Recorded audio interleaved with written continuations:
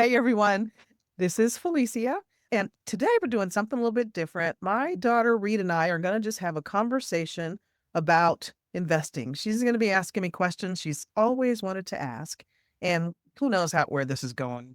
You'll see. Reed's a crazy girl, Hey, and I think she got it from me, kind of, sort of. But kind of, I sort of. don't admit to that. I'm sorry. I'm sorry. Kind of, sort of.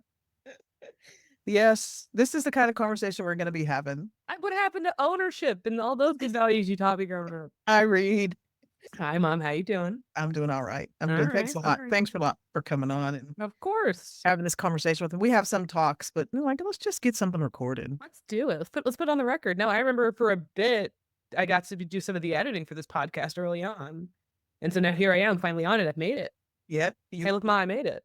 But you made it. You're on there back on the intro. So Reed, so those who don't figure it out, Reed's Yeah. voice of the intro and the outro. So That's so true. Oh my God, that is me. that is you.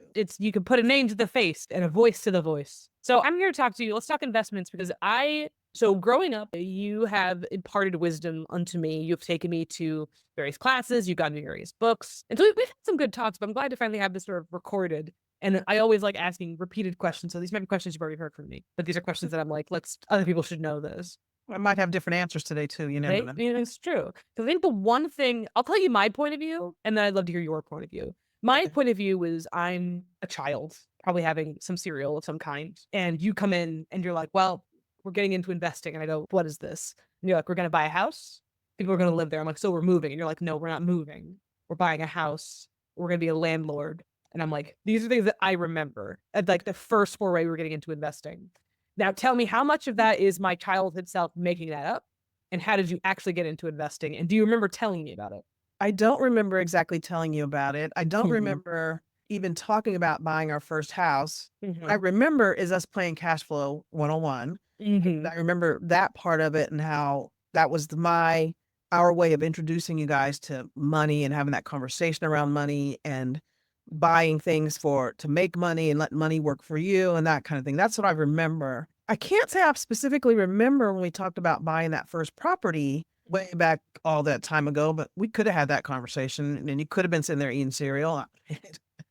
That was the loophole. No, I rarely ate cereal because you were like, you rarely get to have cereal because cereal had no protein in it. And fun fact, you made sure I had 10 grams of protein every morning. You did tell me that. Like, huh, Like, that was a pretty good mom, huh? like 10 grams. And I'm like, I could not fathom that. So I was just like, is this 10 grams of protein? You were like, yeah, close enough. And I go, cool.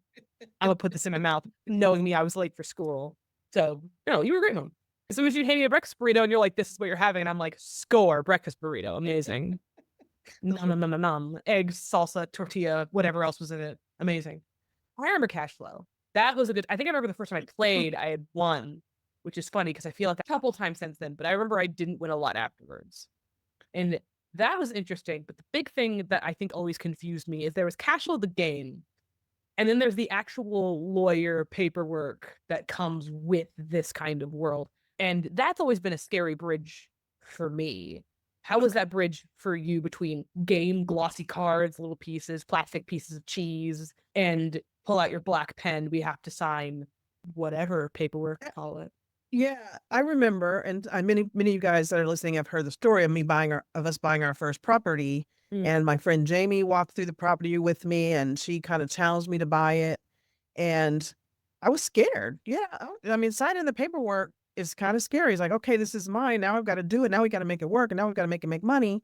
Jamie took kind of all the fear of that because she goes, if it doesn't work, I'll buy it from you. And I believe that she would do that. So it made it a little less scary because I knew I had this back. But signing contracts, signing a mortgage, whether it was for our own house, when it was for rental properties, I'm always nervous. Every single time I've been nervous. Something, what am I missing? What am I missing? And I actually haven't talked to anybody who does this on a regular basis who didn't say they still get kind of little palpitations, little heart racing when they're signing their paperwork. It's a lot of money. It's a lot of responsibility on top of that, especially if you're thinking about raising money or taking money from other people and investing their money.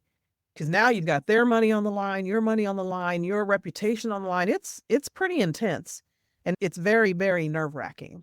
And I think maybe that one, she goes, right now, you guys, you haven't invested in anything as far as any properties yet, right? No. And is that one of the reasons, one of the things that's keeping you back is that fear, that scariness of the paperwork? Oh, for sure. For sure. It's one of the things that I have trouble comprehending because I'm like, it's the paperwork for sure that is a bit nerve-wracking. It's we're going into a thing, we're investing, and investments sometimes don't pan out. Yeah. And that's always nerve-wracking in and of itself. I'm a big buy and hold person. I remember I kept all of my Pokemon cards because I thought these might retain value at some point. Maybe they have, maybe they haven't. I haven't checked. But I still have them. They're in a binder. They're in my closet. I don't think I count that as a good, don't take that away as that the investment you should make. But that's the kind of investor I think I've been since youth of precious metals and things like that. I understood that. Yeah. So less nerve-wracking than land, for sure. Okay. Does that make sense? It does. It Mhm. does. It does. But once we got that first house and then we really got on that roll, I don't know if you remember, we ended up buying quite a few houses. Do you remember? I remember the wall of when- keys. Say again? I remember the wall of keys. You had a wall of keys. That's right. You remember going in and cleaning houses and doing stuff like that too? Yes. I remember hoping that there was an ice cream truck and hearing there was an ice cream truck and being like, Dad, can we get ice cream? He goes, when it comes around again. And I go, okay. And sometimes it never would. Sometimes it would never come around. And now that I'm older, I'm like, yeah, ice cream trucks don't continue circling. They kind of just do one and they're done. They don't just continue circling around. That was a very good dad move, him going, yeah, when it comes back, maybe. There was one time it did come back, so he did buy us ice cream, which I felt very cool about. But no, I remember cleaning houses. I remember mucking yards. I remember, I think, pulling up nails out of floors because we ripped up some carpeting. I would say that's a very interesting skill investment because I've always been a bit more handy these days. DIY kind of projects and things like that. I was talking about with Tyler, my partner, about I was like, yeah, we were talking about an Allen wrench. She goes, I don't have an Allen wrench. I'm like, yes, you do. I brought over a set of Allen wrenches. These are Allen wrenches. He goes, oh, those are Allen wrenches. I'm like, yes. Now, can you bring me a Phillips head, please? And he goes, what's a Phillips head? And I go, for the love of God. For the love of God, it's a Phillips head. He goes, maybe a flat head. He goes, what's a flat? I'm like, it's the flat one. Anyway, I think that was a very fun skill investment and a learning for me. What would you say you learned in fixing up those houses and like start getting them ready to go? I learned a lot more when we lost all that stuff than I think I learned when we were building it up. And what I can say I learned when we lost it is we built up to 18. We were in various states of repair. I was not a person who liked to go in and do handiwork. I just don't like doing that. So your dad, Ian, was the one doing all that kind of work. We had a crew on a couple of them. So bottom line is we had a lot of repairs that needed to be done without the capital, the money that we needed to make it happen. So when 2008 happened, all that just kind of fell apart. I don't know if you remember how stressful that was. I do. You do remember that? I don't know if you remember, I had a fire truck full of coins. I had a little bank full of coins. I think it was either you or Dad I offered it to because I didn't know what was going on, but I knew money was an issue. So I was like, do you want my fire truck full of pennies? Would that be helpful for you? And you were like, no, you can keep your fire truck full of pennies. I'm like, okay. I remember that. I remember it was $8 worth of pennies, I think. Okay. All right. I don't remember that, but I just remember that time of our lives was very stressful. I didn't know if you guys were picking up on it. I wasn't hiding it, but it was more just like, this is a very stressful time. Your dad and I ended up getting divorced. So many different things happened. We were living in Hawaii at the time, and it was really tough. And I don't think I tried to hide it or tried to hide the stress of it because I do remember having some conversations around it and just, this is what's happened. This is what we're doing. This is how I'm doing all the things. There was just a lot around that. I've always said, I think it's important that our children or people around us don't just see the upside of everything. You got to see the hard parts of it, the difficult parts of it, so that it just helps build resilience. You now know every investment doesn't go well. Sometimes this thing just sucks majorly. And how are you going to deal with that? You're going to get back on the horse and get going. You got caught up in moving from Hawaii to California. I remember being very stressed about that because you were a sophomore in high school. And the reason I did that move was because when I moved to the new place, I was getting a big signing bonus and I wanted to get back into real estate. And I had a terrible credit score because of losing all those properties and having all that stuff go down. So I was like, okay, I need cash. So took that job. Reed sacrificed with me and moved to California. I let her choose where we were going to, you got to pick where we were going to live. I remember that. So it's like, okay, I'm moving my child as a sophomore. This is so not good. And she's going to be okay. But okay, you get to pick where we live. In retrospect, I don't think I did the best job picking. Like, it wasn't bad. Don't get me wrong. We had 3 choices and I chose them based off of name and name alone. Retrospect, don't do that. Actually know where you're going to go. Maybe do some research on that. You gave me 3 names and I said, Dublin sounds like the best name out of all. What was Dublin, Pleasanton, and Livermore? Livermore. And Okay. I thought Livermore sounded like liverwurst. And I thought that sounded gross. Pleasanton, I was like, if you're telling me it's pleasant, I don't trust it. Why are you telling me it's nice? Don't tell me something's nice. Let me see something's nice. In retrospect, I remember we went to downtown Pleasanton quite often, and you were like, man, Pleasanton's really nice. And I go, yeah, I guess it is. I guess they're buying their own hype. But we also moved over to Dublin because of schools, because had been in a private school. That's And true. we were going to go to public school, and there was a private school nearby. So if you don't like this school, we have this other option over here. And So it there had a was- bad vibe. I Yeah. remember that school had a bad vibe. We did check out schools. It was Corey Lane. It was Corey something. No, not to shout out the school. I'm sure it's perfectly fine. Yeah. That was whatever age I was. And then I went to Dublin High. Lovely school. Met some good friends. Perfect. Yeah. So we moved there. I got that big signing bonus, and it was for anybody who wants to know, $250,000 of cash came my way that I used and bought 3 houses in Kansas City, all cash.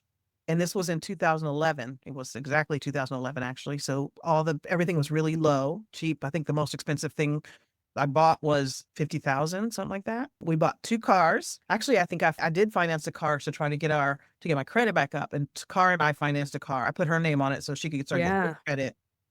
And I had to pay 16% interest, you guys, because that's how bad my credit was. That's really bad. And it was just, Matt, this is what we got to do. So it wasn't pretty to start out with. We didn't have all everything wasn't perfect and ready to go. It was a matter of getting back in. I know what I did differently this time is that I hired a management company, some people that my friend Jamie the one who had first got me in that first house, had introduced me to, and they were real estate investors. And they were also managers they managed their own and they managed other people's. They were also realtors. So I hired them to help manage these properties and help me pick them. So I had them, if I knew something or they knew something and they look at us like, would you guys want to manage that? Then it's like, okay, let's do it. And that's how I decided to buy these other properties. How did you meet Jamie? Jamie was a patient. Oh. Yes. So she was this woman who would come in. She had whatever her problem, I don't remember, and she was young and she could come anytime. And so it was more, I started asking her, well, what do you do? I think I had already read Rich Dad Poor Dad. Cheryl had given me that book by then, I think. Mm-hmm. And so it was already kind of in my brain, but she said, I'm a real estate investor. I'm like, oh. And then when she'd come to her appointment, we spent as much time talking about real estate investing as we talked about whatever her issue was, because it was whatever. So that's how I met her. Really interesting that the people around you can sort of get your connections in unexpected places. Yes. Yeah. Yes. And so that was when we lived in Kansas City the first time. Gotcha. Yeah. So then it was after Kansas City, we bought all those properties, and I'm going to say I forgot about her, but it's just not like I forgot about her. It was more that I thought I knew what I was doing. Mm-hmm. We bought all those properties without talking to anybody. And then 2008 came. And so back to now we're living in California, bought the 3 properties in Missouri and Kansas City, just because that's where I knew. We knew that I knew that area. I knew those people. I bought 1 house sight unseen because they said, this is a good one. And I remember the day I was supposed to close, I called my sister who lived in Kansas City, Abby, and said, can you go make sure there's really a building there? And she did.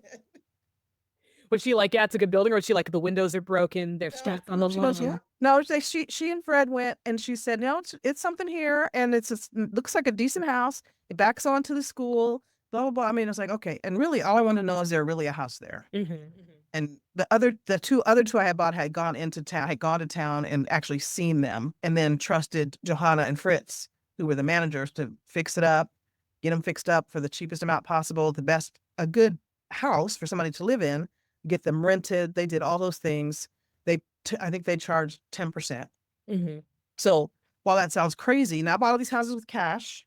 I didn't have credit, so I had that $250. I bought the houses with cash, was paying them 10% plus getting the houses fixed up. This is not a lot in, probably, I don't know, all in for the most expensive house was probably $70,000 all in. Bought, fixed up, everything. Then get tenants in there, and the tenants, I mean, we got tenants in all of them pretty quickly, so they started cash flowing fairly quickly. It was pretty good. It was really, really good. Do you still have those? I have one of them now. So in the meantime, I also bought another one. Right. I bought Marie, who's my father's wife's house after they got married. And the interesting thing about that is I had my manager go look at it, and he went to look at it, and Dad had offered for a price. And I was like, and the manager said, I wouldn't buy it for that price. Did you do bargaining with your dad? I called my dad. I called dad and I said, Dad, my manager said he thinks that's overpriced. And dad said, okay. And then nothing happened. And he didn't say, okay, I'll lower the price. Nothing happened. They had a renter Okay. in there. They were, I guess, doing okay. And then I guess everything got okay again. And then I don't know, maybe a few months later, he called me again and said, I really want to sell it. This person is a pain in the butt. This is like, da, da, da, da. Mhm. And he gave us a price. It was like $63,000. I was like, okay, I'll buy it for that. Because I think Fritz had said I wouldn't pay more than 65. He said 63. I gave them $13,000 down and then they financed the rest. So I was paying Marie and dad the mortgage. Okay. Fast forward to last year. So I bought that house for 63.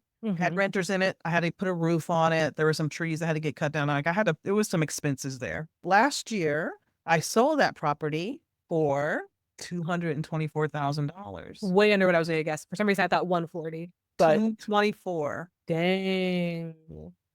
Gave Marie her money back, paid them off. Mm-hmm. And honestly, you guys, I didn't pay them regularly. It was my dad. But gave her all her money. They got that paid off. And then I ended up with, I don't know, $150,000 in the bank Dang. to use to now pay off some other things that had to get paid off, blah, blah, blah, blah, blah. And I just decided to sell these single families just because I'm kind of tired of single families. I had done that assisted living. I think you remember that, where we I do. living. And then I had invested in Belize and that resort in Belize. What made you tired of single families? That's my question. I think the biggest thing is that there seems to be a lot to do. And I want to be able to, basically, it's a really good question because now I can't remember what was what I was so tired of. I could make my guesses if you'd like, my informed guesses from the glimpses of what I've seen. And it seemed like in the history of you working with single families, it required more upkeep in a way. It does, but I wasn't really having to do it myself. I guess I had to get the manager and the manager, there's.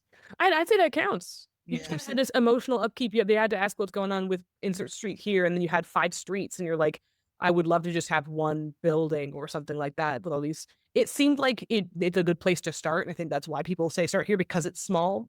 But if you have 5 of them, that's 5 chickens. That's 5 squawking chickens as opposed to one. Pardon my metaphor. Yes, and if you don't have I don't know, it seems like, I don't know, it just got to be more than I wanted to deal with. Bottom line, it's like, it's just more than I want to deal with right now.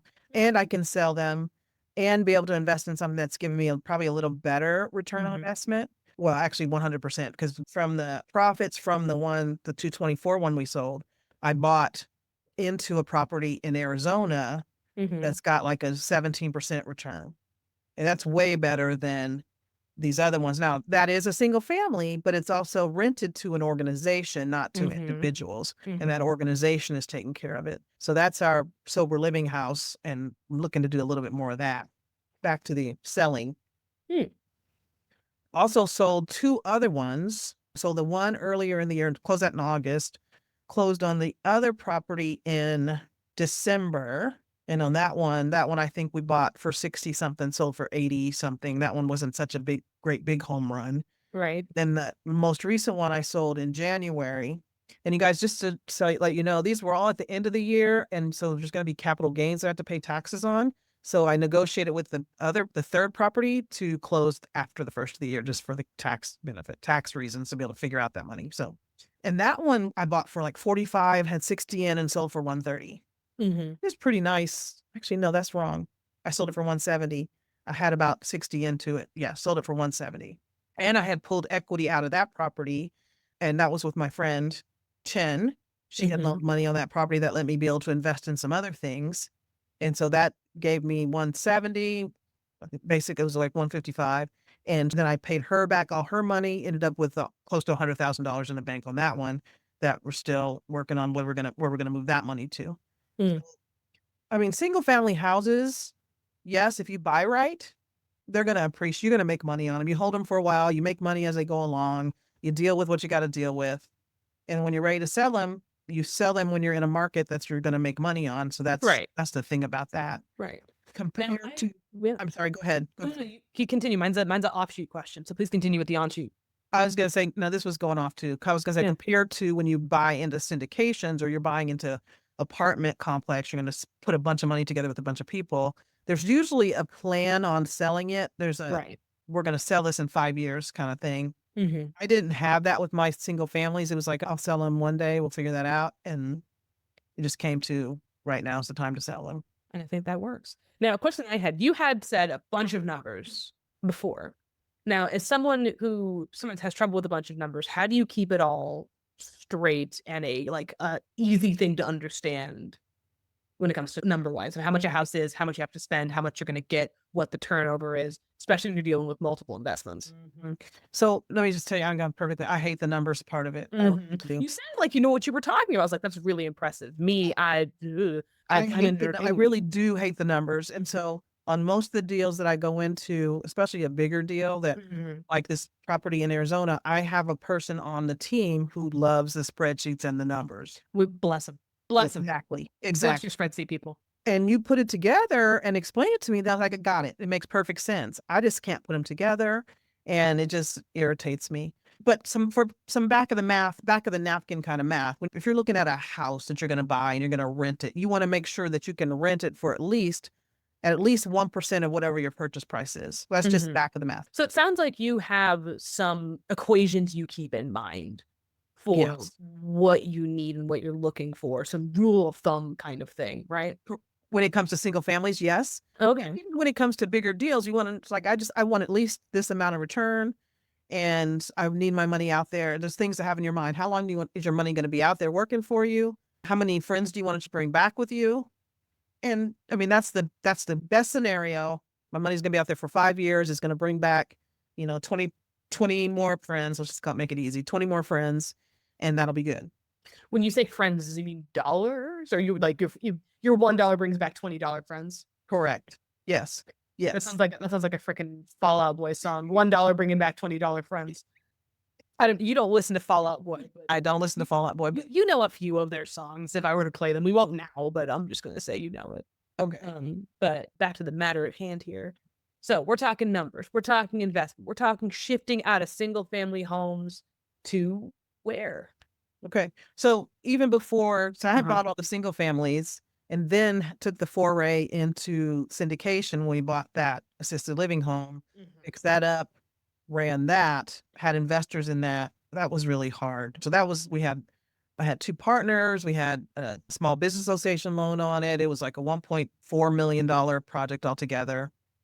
And like I said, it had investor money in it, $250,000, $300,000 of investor money in the deal. Dang. Talk about having stomach problems. When it wasn't going well, this started in like 2018 is when we opened. So we were building it up. And it was a slow build up. And then all of a sudden, then COVID happened. Right. So now we're in COVID and the employees how the whole thing was just problematic for me. I know you maybe remember hearing me talk about that whole thing. COVID, it is interesting looking back and realizing that was 4 or 5 years ago, but it still feels ages ago and also yesterday. There was a bunch of partner problems with that whole deal. What I learned is be careful who you work with. Make sure, don't marry somebody and call married to being in this deal where you're really counting on each other for the financial health and for other people's money before you really know them well. And so that got me into some trouble with that one. And I ended up running that whole deal from California. That was in Kansas City. During COVID, I'm flying back and forth probably once a month. I remember that. I remember being nervous because like, there's a pandemic. Why are you flying? You're like, I have to for work. And I'm like, all right. I had to, that $300,000 of other people's money was my driver. It's like, I cannot let this fail. And one of my partners had been at we got to let it go. I cannot lose these people's money. Cannot. Were you able to do it? COVID? Yes. COVID turned out while it was really hard, it turned out to be a bit of a blessing because with the funds from the government to keep businesses running, we were able to keep it running. We were able to actually even get some more folks in there.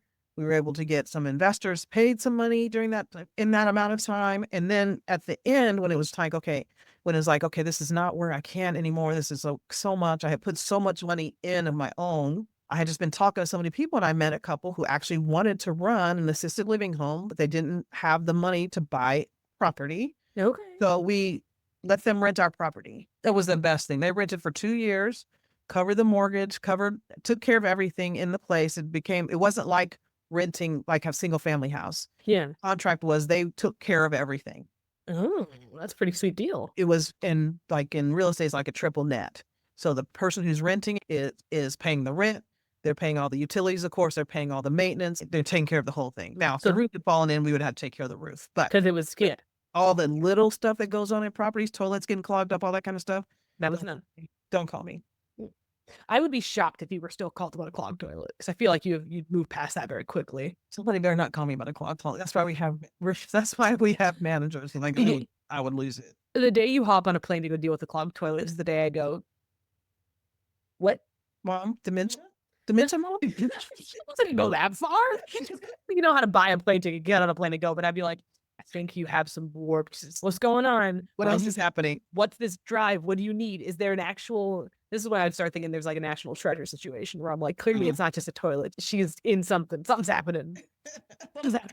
And this is a bad lie. If you're like, I have to go fix the toilet in Washington, D.C. And I'm like, what national treasure? They go to Washington, D.C. because of the using national treasure. I saw national treasure. Just didn't click. Just didn't click. It's okay. That's what I do. And then I explain my cinematic references. We should watch that movie sometime again. It's a good movie. And talk about the property values of each of the houses that they're in. Okay. I'm kidding. When we get to okay, so back to the assisted living, though the people that were renting it ultimately did buy it, and they bought it at a price that allowed me to give all of the investors their money back. I was able to, everybody got their capital back. There wasn't a big return, but it was at least you're made whole from helping us run this thing. I'm going to just put it out here. I ended up losing quite a bit of money to make everybody else whole. But that's, to me, it was worth it just to get it because my heart was hard. It was so hard thinking about losing people's money. So your integrity when it comes to things, I think, is unparalleled. And I think if anyone walks away from this episode, know that the integrity of my mother is insane. Because I think I remember you just being so stressed during this time. I was very stressed. And I don't know about unparalleled, but I just know that I will do everything I can to keep from losing somebody's money. And it's kept me, honestly, from raising money for other projects because of how stressful that whole thing was. Yeah. We just did on the house in Arizona. It was a small raise. Yeah. But that feels good. That's going to really cash flow and make some people some money. Yeah. All my deals don't go well. That one is the one I didn't go well, and didn't go well because the investors didn't make money. They didn't lose money, but they didn't make money. And that's a little frustrating. They asked, go ahead. It was going to be a joke if they asked their dollar bill, did you make any friends? And they go, not really. I made half a friend. That is true. But I came home. I didn't stay out, and I didn't get lost out on the street. I consider that a partial victory when the money comes home. And when at least if you set out $1 and the dollar comes back, I think that's because you hear so much about what happens. Yes. I've been watching American Greed. Yeah. My new guilty pleasure. I'm not over it now because I'm kind of tired of it, but there's so many shysters out there that it's not, it makes people like, it's like, oh, no wonder this is hard, number one, but it also, for me, it feels so intense that like, I got to make sure that everything I'm doing is on the up and up and that they know exactly. And it's like, there's people out there doing some crazy, crazy things and living off people's money, millions and millions of dollars. And like, it makes it scary for people to invest. Yeah. And it's very scary to invest because I don't know you. And that's one of the big things to me is you got to know who you're giving your money to. That does lead me actually to a question I had when you were talking. How do you go about knowing people? You know me, Reed. You and I are alike in this way in that we can just talk to people. We talk and then we get to know. Reed's the best at getting free food. Not all the time. I don't understand how it happens myself. And it's not because she asked for free food. She's just chit-chatting away. Sometimes I ask, and here's the thing: it's you go with the expectation they're going to say no, and it's not. We'll talk about how I get free food on another episode of another podcast some other time. Unless you want me to talk into how I do that sort of thing. I feel like that's very parallel to what we're talking about. But no, I think there's knowing people, and I'll admit sometimes I get to know people and I don't realize the content of their character until it's too late. And so, and I feel like you've kind of had those ups and downs, those kinds of flags. Yeah. Let's get into that. That's one of the scariest things is when you have to suss out a person and then you go in it with them financially. And that's terrifying. And I've done 2 deals where the people that I ended up in the deals with weren't the people that I thought they were. And the one was the assisted living, and that lose investor money. The other one was a grocery store that actually it has lost investor money. Let's talk about that one. I'm just going to talk about the knowing people. Yeah. It is a more of a process. I walk into a relationship trusting. Yeah. My default is to trust until you prove you can't be trusted. I was talking to a person, a friend of mine, about that, and I was like, I guess I gotta just not trust people. Because that's not your nature. Your nature is to trust. You need somebody between you and them. You got to get that other person to take a look before you, air quote, get into bed or get into a deal with somebody. So that's what I have. My friend Billy, when I'm like thinking about doing a deal or thinking about working with somebody, is like, I need you to talk to my partner. And we're not a partner financially, but we're partners in that he helps me to look at people. And so I have him have a conversation. And he honestly, he met one guy and he goes, yeah, I don't think that's a good idea. I think that's great. I think it's great to have a sniff check. It was really good because it was going to be really bad. When I came all out when things happened, I was like, "Ooh, Billy, thank you so much." Because I mean, the guy was nice, all the good stuff, talking a good game, doing all, and Billy's, yeah. I think this is such a business where it is based on reputation and handshaking. We're very trusting people. Sometimes I'm like, yeah, why would we're going to shake hands. We're going to go forward into this deal. And some people do have that ill intent. I think it's great that you have someone who does the sniff test. Sniff test probably isn't the best way to put it, but recheck. Checks my, whatever my instinct is with that. I just need that other person who trusts later, or can even if they trust, they're going to background check. And do I background check? I do. I do. Oh, yeah. I do. But that doesn't tell you everything at all.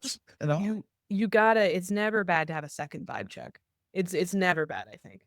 And my first, I was like, but what if they're upset about it? I'm like, don't be upset about getting a second vibe check when money's involved. No. And yes, I think about that too. People being upset about that. And it's like, well, in this business, I mean, the way I come about is like, I feel good about it, but I have a partner. He needs to have a conversation with you before we can move forward. And that's just that's having a partner is all. Everybody's got a partner. I mean, that's just kind of the thing. Even when your dad and I were doing the business together, he was a nice person. I think I was the mean guy. Yeah. I was a bad guy. So whatever we had to do, we had a game. And so it's just a matter of really understanding who you're going to work with. And I think the hardest part about getting into investing, especially when you're going to start investing with other people, is knowing who you can invest with. So having someone who's been out there, I've been doing this since, when did we start? We started in 2004, but I started doing the syndication kind of stuff in like 2015. Yeah. Getting out, meeting a bunch of people who do deals and knowing there are people that I would not work with that I've met that I know are doing deals. Like, no, there's something wrong there. There's something doesn't feel right there. Yeah. And actually something turned out to not be right. So, really? Ooh. Yes. It was. I was about to ask, did you ever have a bad vibe about someone and realize, man, I missed an opportunity? No. Interesting. No. That's good. No. And mostly because if the vibe is bad, then it's just like, there'll be another one that comes along. I don't even think about it. Maybe I did miss something, but I don't know if I missed it or not because I didn't think about it anymore. There's a big thing I learned in acting, and this will be relevant, I promise, where you're going to the audition and you're not only auditioning to show off your talent, you're auditioning to show, can I hang out with this person for 8 hours a day in closed confines? And I feel like that's equally important when you're investing in someone. Granted, you're not going to be with them 8 hours a day, but you're going to have to see their face. You're going to have to hear their voice. You're going to have to talk with them over and over again. And if you're having a bad vibe, I think that even if you're on the phone with them and things are going well, there's going to be something. That's really good. Yeah. Something will seep really good. Really good. And there's a person that I'm looking at doing some investment with, like their team that's not good. No. They're slow. They're not responsive. And the deal could be great, but you don't invest. The last thing is the deal. The first thing is the person and who's running the deal. So there's going to be a lot of things out there that we can make money on. A lot of real estate deals, a lot of business deals you can make money on. But if the person who's doing the deal, who's running the business, isn't upfront and somebody you want to work with and be around and talk to, it shouldn't do that deal. If you're gonna make it real short term, it has to be really good, like $2 billion, or put in a number that you think is worth. That's going to be worth it, and the contract has to be so. I mean, remember Bob Helms said, you learn everything about their personality. You learn in the first, I don't remember how many minutes. You know it, and you tend to ignore it. You knew it in the first 5 minutes. You may not have shown up again or whatever. But most of the time when something happens, For me anyway, I can look back and go, yeah, I could have predicted this was going to happen when something bad happens. I could have predicted that based on whatever, whatever it was. I can't. Yes. Partnerships can be scary. It is really, really about getting to know the people you're working with as well as you can, or you're only putting in a little bit of money until you know what that's going to look like. So you're Yeah. risking your whole family's everything, which by Yeah. the way, you should never do.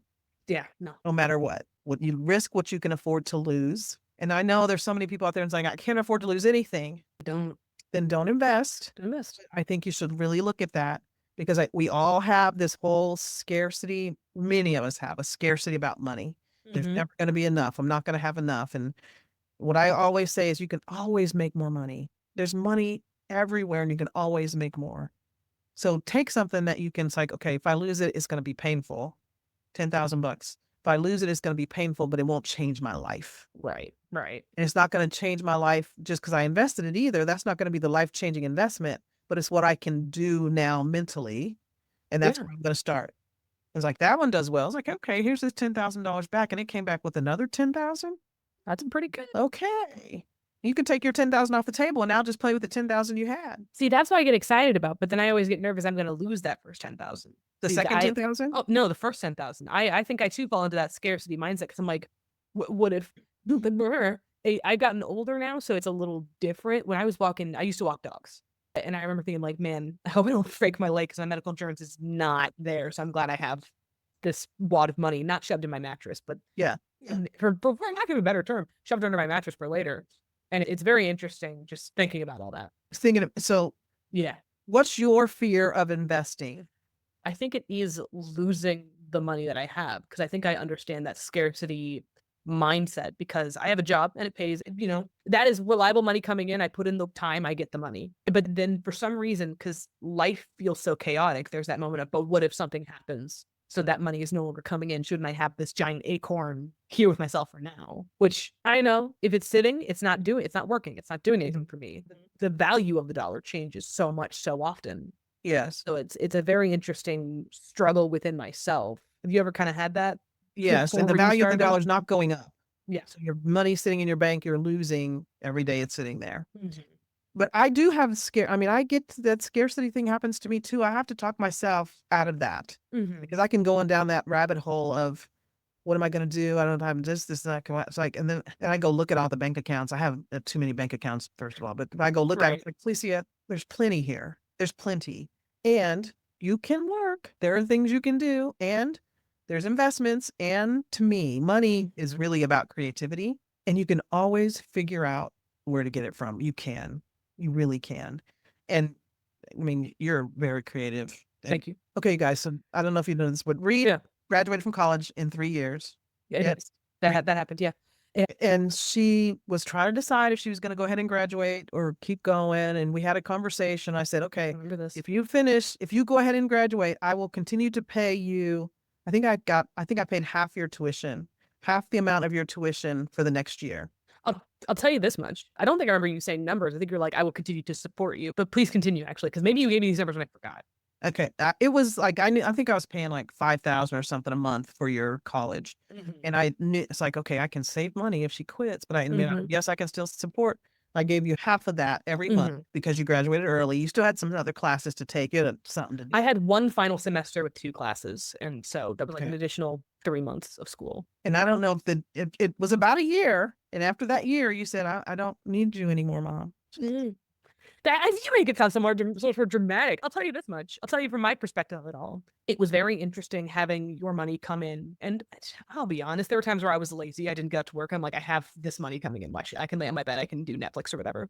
But truly, I think there was something about the idea that I'm like, so Mom's paying for me to live and do this and do that. I better use this time and like do something. She could be using that money for other things. I don't know how old I was, but you get this sort of era of like independence. It was time for me to try to stop pulling on that. I paid for my car insurance for quite some time afterwards, and I was very thankful. I think I forgot.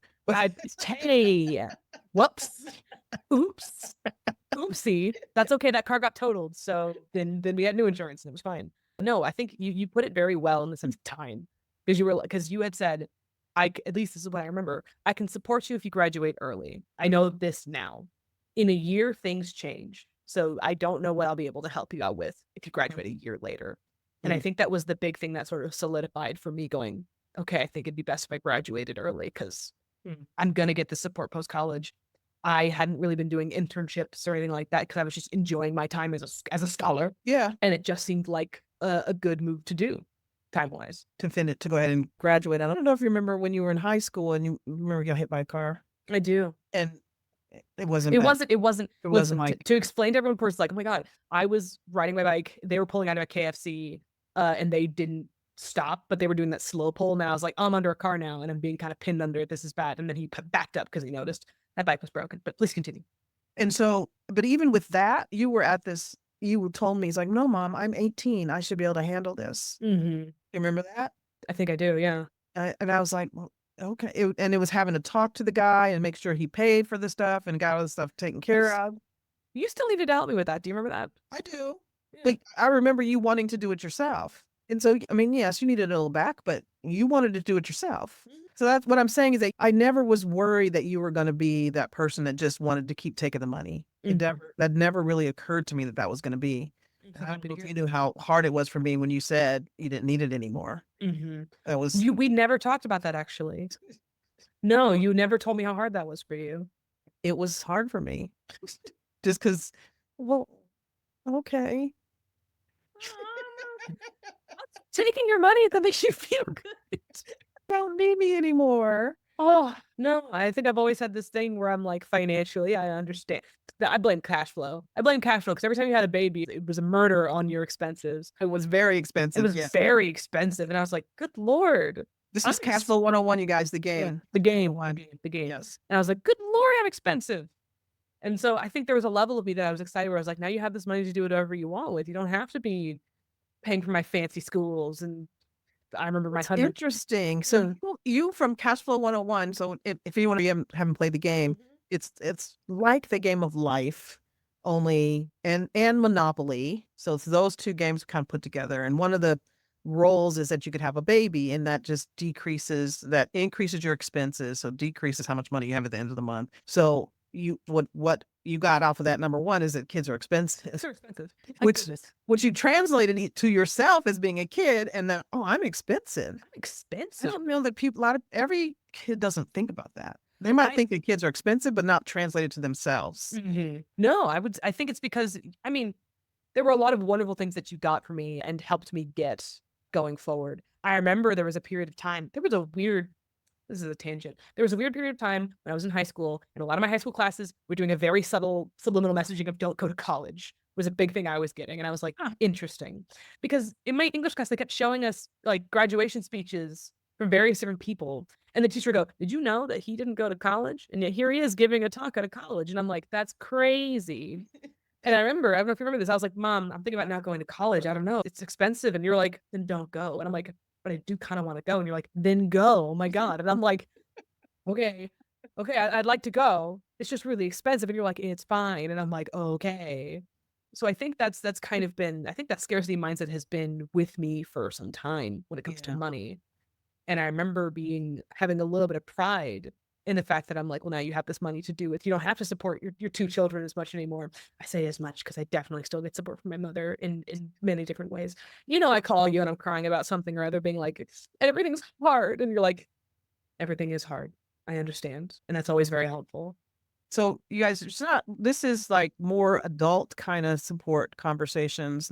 You've not called me and asked me for money. No, that's true. No, I've kept it in mind for sure.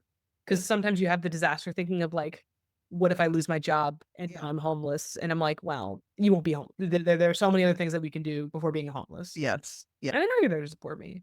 I know that you have that love and that integrity. Also, the thing about you is that, remember when you first got this job? Because you gig worked for a long time. I did. That your worry was, what if I get used to having this money? Do you remember that? I was worried I was going to overspend. I was worried I was gonna blow through it all, which is very funny because some people around me are like, you have money, right? And I go, I know, but I don't want to spend $60 on a video game. It seems a little pricey. And they're like, girl. And I'm like, I guess I can get a couple of nice things for myself. I suppose that's fine. The number of times my sister has looked at things that I've had, she's like, why do you still have this shirt? You had this in high school. I'm like, yeah, but it's still good. I don't want to waste it. Not this shirt. I recently purchased this shirt. This is a new shirt. but I do have certain articles of clothing that I'm getting better at throwing away because you shift out of a scarcity mindset. You shift into different kind of investments in yourself, which is what I'm Yes. learning. Yes. You invest in better clothes, good hair products, do things like that. You could probably sum up the investing in yourself better than I could, I think. That was really good. It is. Yeah, that was good. And you are conservative financially, and it will be, I'm excited about you doing some other investing kind of things when you're ready. It's like, we don't push. It's like, we'll see what comes along. You have a nice life insurance policy that has some good stuff attached to it. So you have done some things. Just a matter of, you're like, we'll get there. You've got it in your background, where there is and all that kind of stuff. And having your acorn, your money that you have, so that if you lose your job or if you decide you don't want to work anymore, you've got this amount of money before I have to go do something. That's amazing. That's really good. And that when you have enough of that, and everybody degree of security with that is different, but get secure. This is how much I want. Now I've got that. Okay, now I'm building up something so now that I can go and start investing so some of my money can start making money for me. And then even the money you have sitting over here doesn't have to be liquid or the most available. You can have that in some things that can be making a little bit more money, but is less risk. It's just you know how much I love talking about money, and you don't talk about it very much, but we get to have some conversations, which is really fun. It's really good. So how do we end this, Reed? Well, if you want to know more about money and hear my mother talk about money, you should listen to more of these episodes of Money with Mission with Felecia Froe. Amazing in every talent in every way. She gives out sage advice on investing, that sort of thing. So plugs, that's kind of how I normally end these sorts of things, right? Or I segue into, if you want to know more, well, maybe you should give me a follow or a subscription. My Patreon. Hit subscribe. We like subscribe, whether it's on the podcast. I really want subscribers on the YouTube channel. So please go over there and hit subscribe there. Wealth Builders is the community in Money with Mission that helps professional women really be able to connect to those investments. So you get the advantage of me having vetted a lot of people, having screwed up a lot of times. I can help keep you from making those same mistakes so that we can get you invested, start making some money, get less scared, all these kinds of things. Just having that community where you can go and talk. So some of us make significant amount of money. You're like, we're in six figures, and you can't just go talk about that. It doesn't feel like you can just go talk about that everywhere. But being able to come to a place, have a community of other women, professional women, who you can come and say, I just lost $10,000 on a blah, blah, blah, whatever it was. And none of us are going to be worked up about that. Some of your friends you might go talk to and say, like, what did you invest in that? And you're like, yeah, they don't need that negativity. You don't need that. No. It's like, all right, what'd you learn? Let's go. What's the best way they can reach out to be sort of a part of this community? Go on to moneywithmission.com. Perfect. And you'll see where you can hit that. You'll get a conversation with me so we can really kind of see where you are, see if it fits for you, because everybody's not ready to invest. So that there's a lot of stuff to get to before it's starting to put the money out. And that's something that's hard for a lot of people to see. It's like, I'm ready to invest. And then I have to have conversations like, oh, not quite. There's still some things to set up and be more ready to invest. And that is so valuable, because I'll be honest with you, I'm afraid of, am I ready? Am I not? And I always appreciate you getting that eye. Yeah. Cool. All right, you guys. Thank you so much. Reed, this is fun. This is time. We may do this again. I would love to. Go to a coffee shop and have some conversations about what's going on in the world. All right. Thank you, guys. We'll see you next week.